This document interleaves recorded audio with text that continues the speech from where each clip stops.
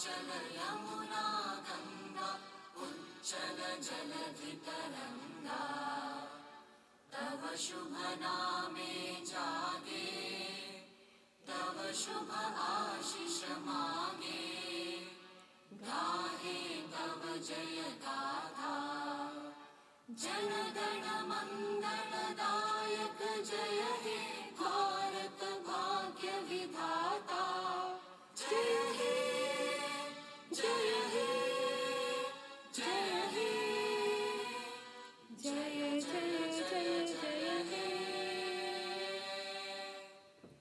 Through Buddhi Vinashai, Deep Jyoti Namostute. And the one which we are all more familiar with, Om Asito Ma Satma Amritam Gamayah. Lead me from falsehood to the truth. Lead me from darkness to light. Lead me from death to immortality.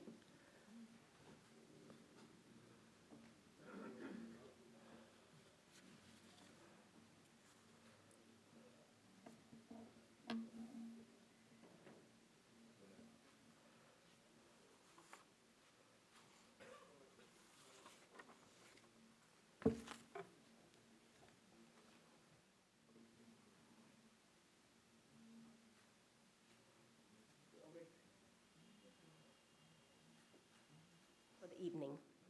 We have with us Shri K. M. Shiv Shankaracharya, General Secretary of the Indian Conference of Intellectuals. He hails from Anantapur district in Andhra Pradesh.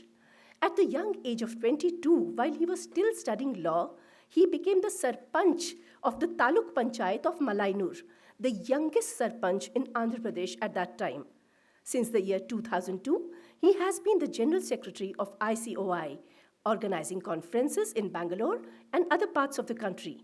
He hails from an agriculturist family. And that explains, that background of being a farmer explains his rootedness and down-to-earth demeanor with a concern for all. I request you, sir, to please deliver the welcome address.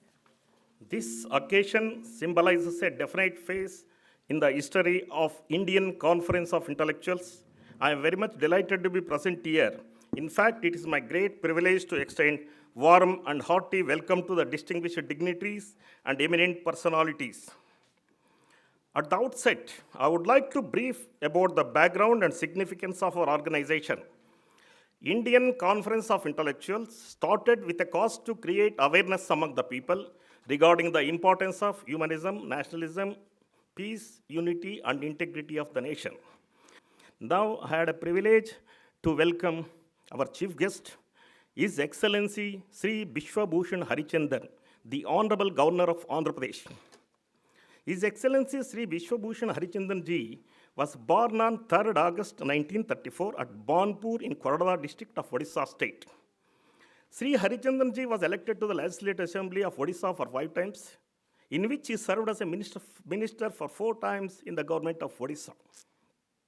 His Excellency Sri Harichandan ji hails from the family of warriors and freedom fighters of Odisha. His father, late Parshuram Harichandan, was a highly literate personality and freedom fighter.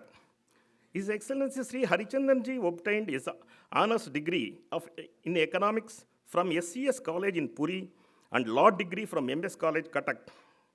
He started his career as advocate in 1962 in the High Court of Odisha and was spotted into prominence as one of the leading advocates within short span of time. As a chairman of High Court of Bar Association Action Committee, Sri Harichandan ji led the lawyers' agitation in Odisha against the supersession of judges in Supreme Court in 1974. His Excellency Sri Harichandan ji joined politics in 1971 and became the political leader by dint of his hard work and strong determination. His Excellency was elected to the Legislative Assembly of Odisha in 2000 elections with the margin of 95,000 votes against the nearest rival, breaking all the previous records in Odisha. As a 5 times elected MLA, 4 times served as a minister in the Odisha state, which speaks volumes of his commitment towards the people and society, which earned a lot of affection of the people in the state of Odisha. His Excellency is an astute administrator and reformer, known for uncompromising ideals in public life, a passionate votary of social engineering. During his 4 times tenure as a ministerial tenure, he handled several important portfolios which revenue, law and justice, rural development, and industries, brought several remarkable and revolutionary changes in the administration of government, which brought name and fame to him as well as the government of Odisha also. His Excellency is a prominent literary figure in the Odisha and also regular columnist which has been published in all leading newspapers of Odisha and some English papers in Delhi also. Whose priceless, outstanding publications are Maha Sangramar Mahanayak, Maharani Padmini of Mebar, Abhishekta Karna, and many more, which added jewel in the crown of his meritorious services. His Excellency's consistent efforts since 1978 helped to a great extent in giving recognition to the Paika Bidaro of 1817, the historic war for freedom of Orissa under the great leadership of Bakshi Jagabandhu against the British regime. Honorable Prime Minister Sri Narendra Modi ji announced a bicentenary celebrations at the national level due to Sri Harichandran ji's consistent efforts and persuasion. Sri Harichandran ji his remarkable services and commitment to the welfare of poor and needy people and outstanding approach to the reforms in the administrative aspects, in which field which he recognized by the government of India to elevate him to the prestigious position as a governor of Andhra Pradesh. Honorable Your Excellency, sir, your presence on this precious occasion is memorable and remarkable, sir. On behalf of Indian Conference of Intellectuals, I am extending warm and hearty welcome to this august occasion, sir.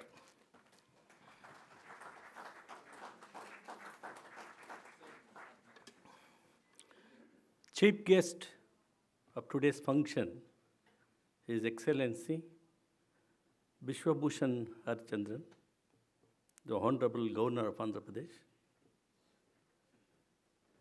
Honorable Mr. Justice Uday U. Lalit, former Chief Justice of India, Honorable Mrs. Justice Ranjana Prakash Desai, Chairperson, Press Council of India, distinguished guests on the dais, of the dais, Honorable Mr. Justice Talwant Singh, Honorable Mr. Justice S. Nagamuthu, former Judge, Madras High Court and Senior Advocate, Supreme Court of India, Honorable Mr. Justice B. A. Patil, Chairman, Karnataka Land Grabbing Prohibition Special Court, Rajendra Kumar Kashyap, Additional Secretary, Ministry of Law and Justice, Mr. J.K. Parida, PIB PM Office, Mr. S.C. Maheshwari, Senior Advocate. Sorry, I should have mentioned Attorney General of India, Mr. Venkatramani. Sorry, sir, my apologies to you. Our respected awardees, learned senior counsel who are in large number, respected invitees, friends from print media and electronic media, Mr. K.M. Sivasankarachar, the General Secretary, who is responsible in organizing this meaningful function at New Delhi today.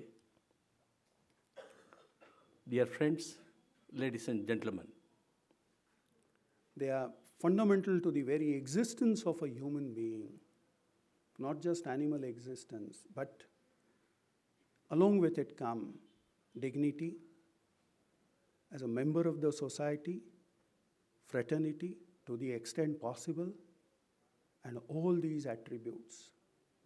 And these are the attributes which have been guaranteed, extended by the Indian courts from time to time. And that's what we do for protection of fundamental rights or human rights. Thank you so much.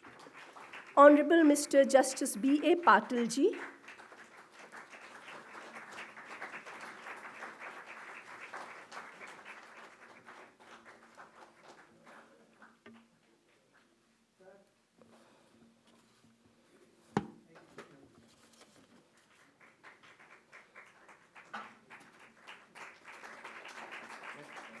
Dr. G.V. Rao, Senior Advocate. Dr. Rao is here. Ms. Wilma Dakshayani ji. Very happy to have women being awarded.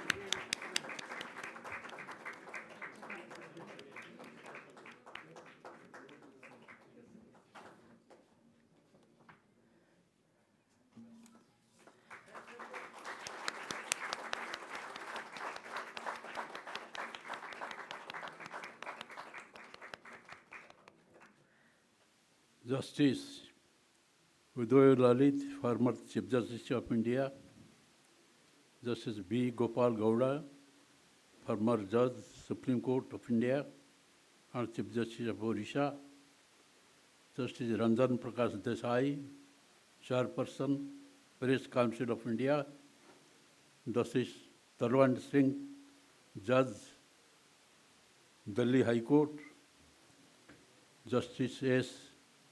Nagamuthu, former Judge, Madras High Court, Justice B. A. Patel, Chairman, Karnataka Land Grabbing Prohibition Special Court, Sri K. M. Shivashankarachar, General Secretary, Indian Conference of Intellectuals, Sri J. K. Parida, DG, Press Information Bureau, Government of India, Sri S. C. Maheshwari, Senior Advocate, Supreme Court of India, all the distinguished guests, members of the print and electronic media, ladies and gentlemen, my warm greetings to you all. It gives me immense pleasure to participate in today's conference on protection of human rights in India, organized by the Indian Conference of Intellectuals. In order to live with dignity, certain basic rights and freedoms are necessary, which all human beings are entitled to. These basic rights are called human rights. Human rights demand recognition and respect for inherent dignity, ensure that everyone is protected against abuses which undermine the dignity and give the opportunities they need to realize their full potential free from discrimination. Article 14 of the Constitution of India explicitly lays that the state shall not deny to any person equality before law and equal protection of law.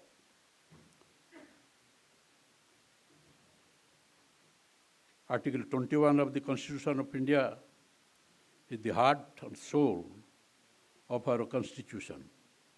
It guarantees no person shall be deprived of his life and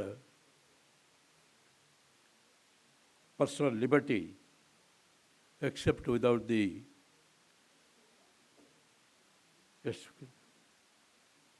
procedure established by law. The human rights, as they are known now, have existed in India since ancient times. The principles related to human rights are well laid out in Hindu religious texts like Bhagavad Gita, Vedas, Arthashastra, and they are found in the religious principles of Buddhism and Jainism also. Human rights belongs to everyone, everywhere, regardless of the nationality, sexuality, gender, race, religion, or age. the foundation of modern human rights is the Universal Declaration of Human Rights adopted in 1948 by the United General Assembly. And over a period of time, these have been integrated into national law and international traditions. A terrorist attack is not only an attack on innocent individuals, but it is an attack on our sovereignty, unity, and integrity, and feeling of nationalism. Several countries have formulated anti-terrorism laws to strengthen the national security. Human rights and national security are at times perceived to be hers with one another.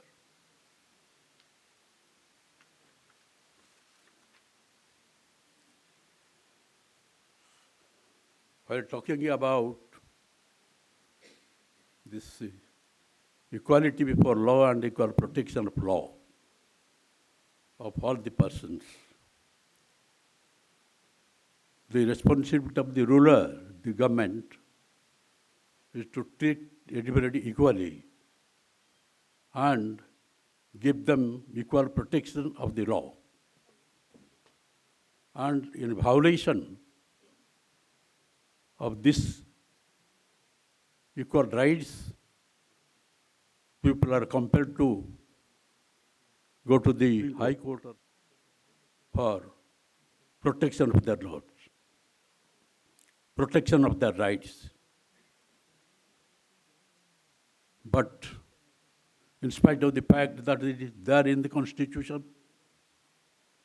there are people, especially the downtrodden people of the society, and the poor, needy, and the persons who are remaining half-starved or sleep without food at night. Are they getting the equal protection of law? Are they treated equally like others? Because they have no means to approach the High Court or the Supreme Court. Therefore, it is a great responsibility of the whole society, especially the conscious society, to stand by them and see that the constitutional right as provided under Article 14 of the Constitution should be given to them. Article 19, life and personal liberty. And there are also situations in which you know that this valuable right has been trampled. I'd like to tell you about the promulgation of emergency in 1975, because at that time there was an attempt to suppress human rights, to have dictatorial government, and to murder democracy. And therefore, there was a great agitation all over the country, and especially there was the great movement of JP, Jayaprakash Narayan ji, like Sampurna Kranti, and to save democracy in the country. And some were advised the then Prime Minister that to control all powers in your own hand, the judiciary will stand as a bar, because they have the right to question and they have the power to quash this. Therefore, find out how to control the judiciary. And it is unfortunate. This is a question of human rights. And it is unfortunate that the then Prime Minister tried to control the judiciary, and especially in the Supreme Court, 3 brilliant judges of the Supreme Court, like Justice Salat, Grover, and Hegde, have been superseded by a junior judge, like Mr. A.N. Rai. And therefore, the advocates all over the country first came to the street. They questioned the government.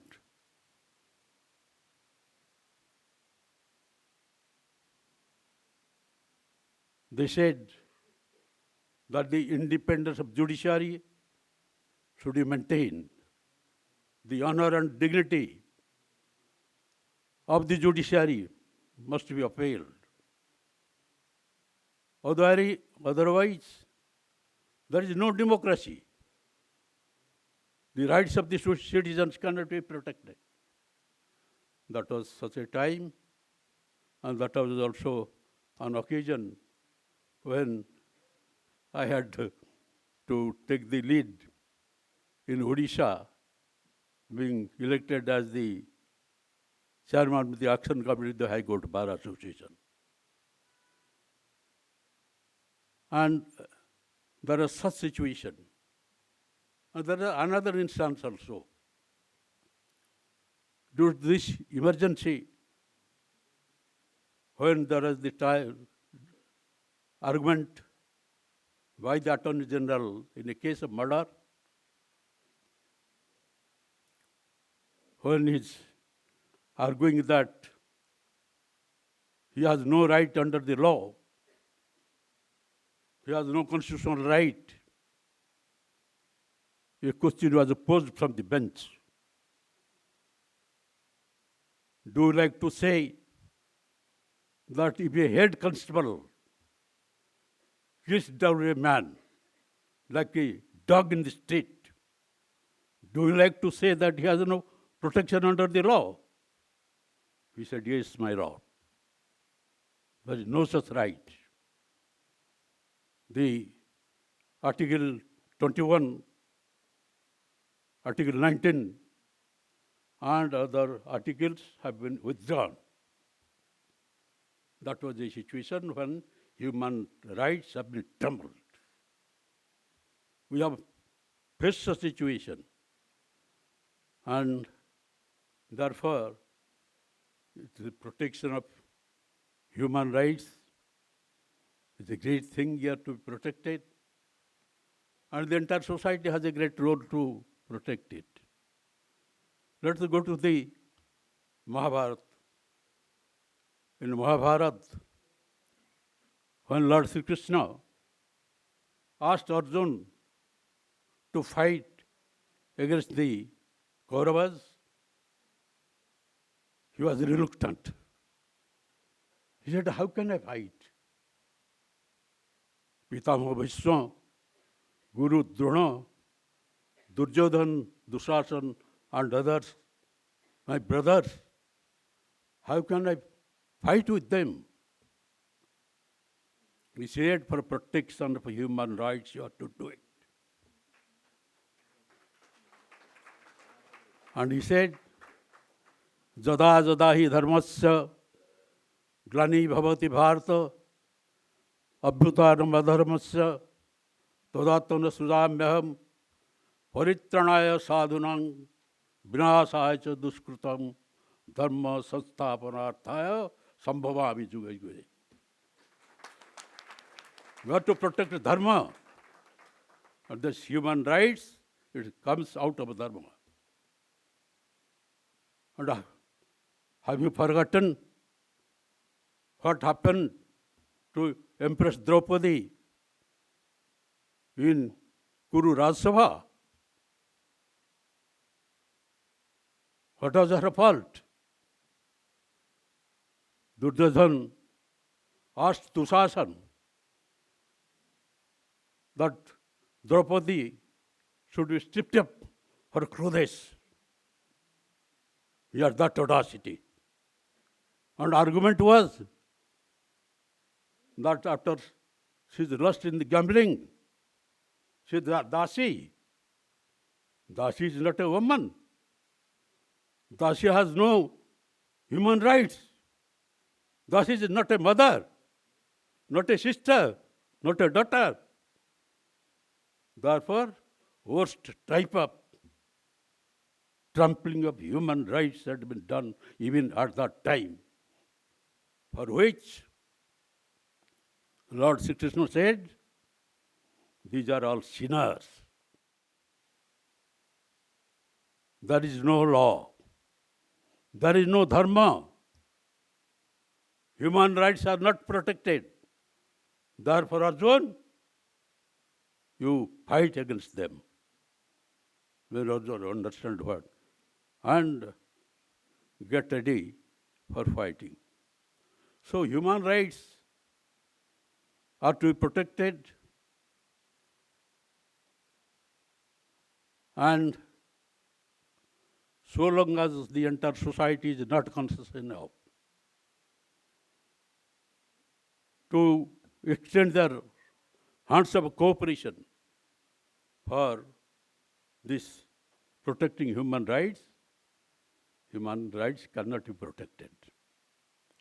What is that? There are wars between countries. And by that war, how many people are being killed? It cannot be avoided. Recently, what happened, all of you know. There is apprehension of the Third World War. Our war teaches us. There is First World War, there is Second World War, and there is utter destruction of humanity. Human rights have been suppressed. Economy has been crippled. And there was uncouth misery of the people. So this here also, there are two blocks, Russian bloc and the American bloc.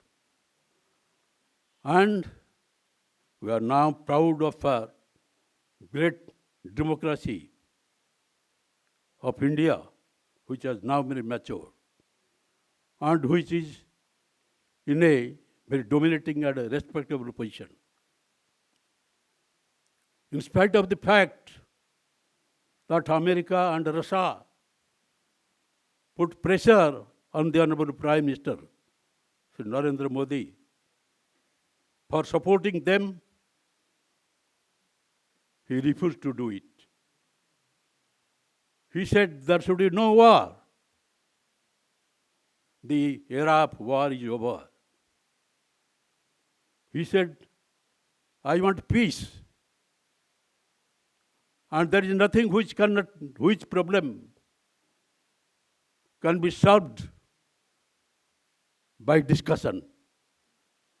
And he is the only leader who was talking with the president of Soviet Rus, Mr. Putin, and also the president of Ukraine.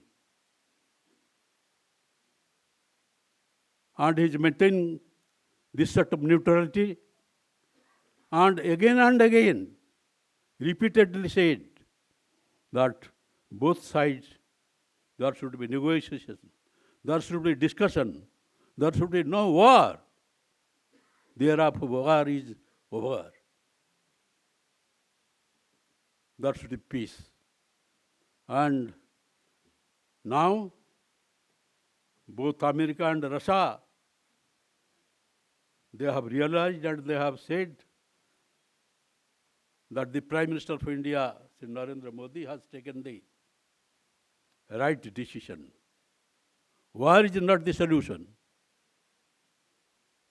And this suppression of human rights, trampling of human rights all over the world is not the solution. Solution can be made by discussion. And this is the situation. So for protection of human rights, I think the entire human society should fight and protect the rights and save this entire humanity of the world. Thank you all. Jai Hind.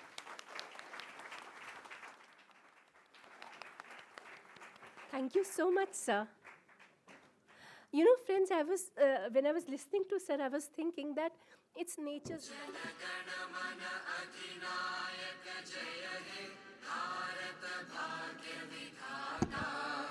Punjab Sindh Gujarat Maratha Dravid Utkal बंगा विंध्य हिमाचल यमुना गंगा उच्चल जलधि तरंगा तव शुभ नामे जागे तव शुभ आशीष मांगे गाहे तव जय गाथा जन गण मंगल